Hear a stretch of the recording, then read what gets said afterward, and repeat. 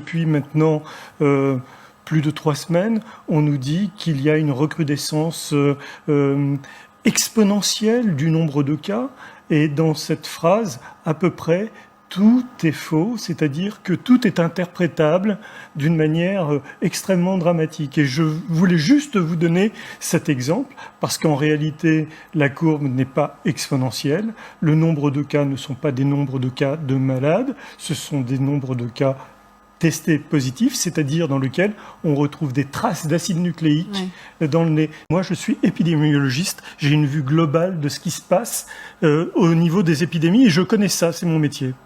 Donc, je vous dis maintenant qu'en réalité, cette épidémie a eu son histoire naturelle, et cette histoire, si une vague avait dû venir, elle aurait dû venir au moment du déconfinement, parce que au moment du déconfinement, on revenait à l'état initial, c'est-à-dire que 95% de la population était soi-disant non immunisée. Oui, mais on ne pouvait pas se déplacer d'un département à l'autre au moment du déconfinement. Mais de toute façon, à Paris, vous avez bien vu qu'à ce moment-là, il y avait tout le monde dans les rues, des manifestations, etc. Ouais. La vague ne s'est pas du tout propagée. Il faut donc réexaminer cette théorie de la seconde vague, qui est une théorie fabulatrice, complètement folle, qui n'a jamais existé.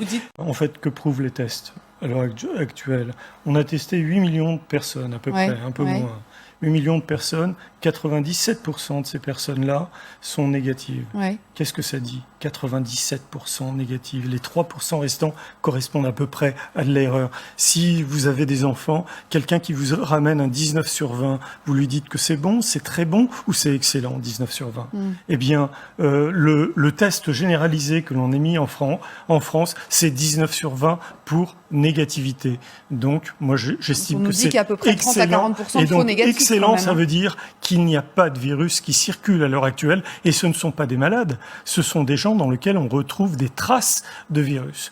Donc, il faut quand même faire ce distinguo, je l'ai fait dès le début, et il y a très peu de malades, très peu de malades, de vrais malades, il y en a quelques-uns. En fait, ce sont les nombres d'hospitalisations qu'il faut regarder alors. Qu'est-ce qu'une épidémie? Une épidémie, ça fait des morts, et ça fait des malades graves. C'est ça.